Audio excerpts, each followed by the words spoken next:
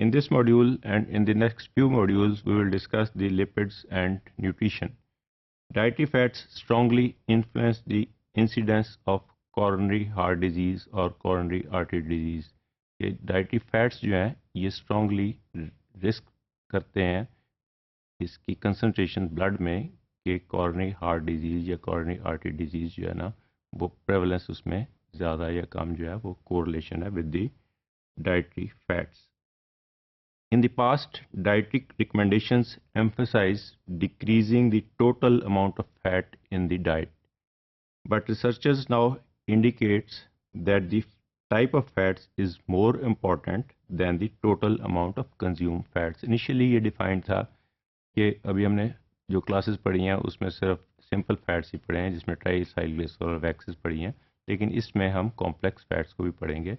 तो initially ये decide था कि रिसर्च कहती थी कि टोटल फैट्स जो हैं वो बॉडी में वो सिर्फ इन्फ्लुएंस करते हैं, लेकिन लेटर ऑन डिफाइन जब इसके पार्टिकल्स और कॉम्प्लेक्स और सिंपलर फैट डिफाइन हो गए तो ये इस पे एम्फेसिस ज़्यादा हो गया किस टाइप की जो है ना फैट लेते हैं, उस टाइप की वजह से कौन सी डिजीज़ ज़्यादातर कॉर्नरी हार्ट डिजीज़ जो है वो होती है, और वो उसको हम इन डिटेल इस मॉड्यूल में डिस्कस करेंगे.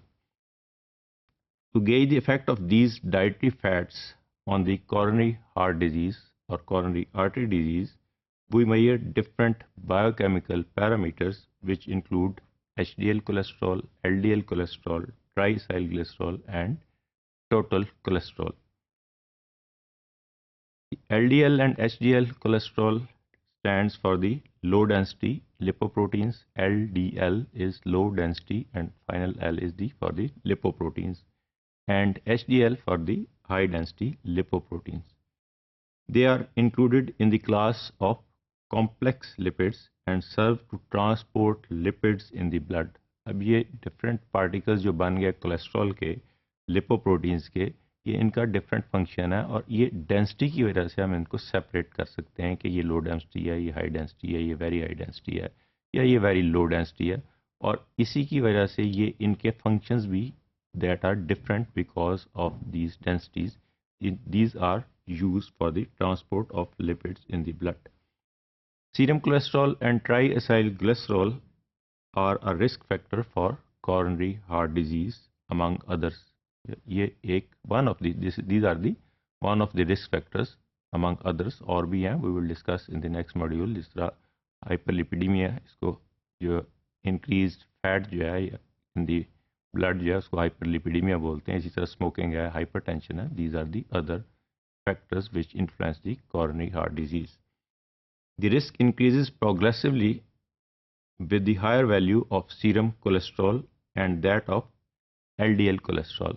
जितना सीरम कोलेस्ट्रॉल ज़्यादा होगा उसी प्रोपोर्शन से जो है ना वो रिस्क इंक्रीज होगा कॉरोनरी हार्ट डिजीज का. इसी तरह जितना LDL low density lipid lipoprotein cholesterol ज़्यादा होगा उतना ही कॉरोनरी आर्टरी डिजीज का जो है वो प्रेवलेंस ज़्यादा होगा. Association of triacylglycerols is weaker than that of LDL cholesterol with the coronary heart disease. Triacylglycerol का ये हमने पहले भी डिफाइन किया कि जो है ना टाइप ऑफ फैट्स वो डिफाइन करते हैं. ट्राइसाइलग्लिसरॉल का जो है वो कम वीकर रिस्क है as compare to the cholesterol and specially the low density cholesterol. A much stronger correlation exists between the level of blood LDL cholesterol and the heart disease or the coronary heart disease. In contrast, high levels of HDL cholesterol have been associated with decreased risk for the heart disease. LDL cholesterol increases करता है, जबकि LDL cholesterol जो है वो उसकी वजह से risk increase हो जाता है, जबकि HDL कोलेस्ट्रॉल जो है वो इन्वर्सली प्रोपोर्शनल है, उसकी वजह से डिक्रीज रिस्क हो जाता है. Will discuss in the next few modules के इसका एग्जैक्टली फंक्शन क्या है जिसकी वजह से LDL और HDL का इन्वर्स रिलेशनशिप है with the coronary heart disease. In order to understand the influence of these parameters on coronary heart disease, we must first understand biochemical role of lipoproteins. अब ये जितने भी लिपिड्स हैं, ट्राइसाइलग्लिसरॉल है या कोलेस्ट्रॉल है, ये सारे जो हैं ये लिपोप्रोटीन्स की फॉर्म में है. Lipoproteins particles are spherical aggregates with hydrophobic lipids at the core and the hydrophilic protein side chains and the lipid head groups at the surface.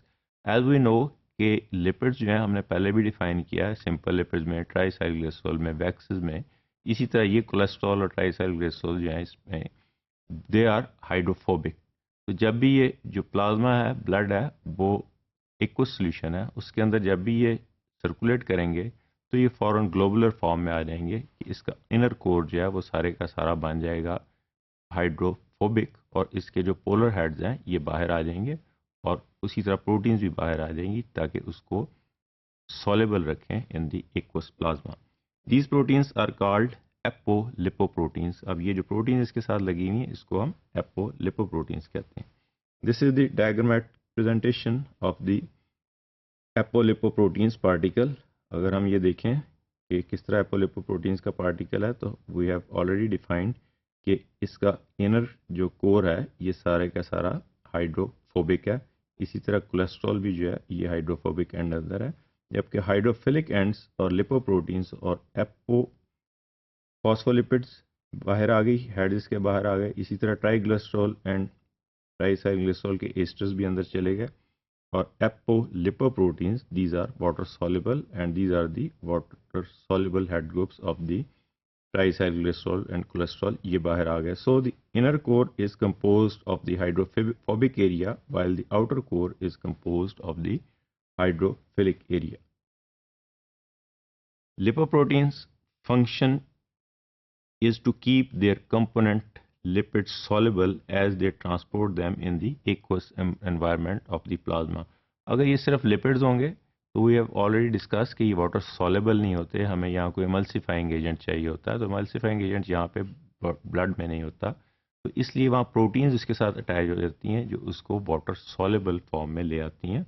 In other words you can say कि ये जो है ना ये lipoproteins उसको as emulsifying agent use करती हैं, but it is not exactly true in case of the human plasma.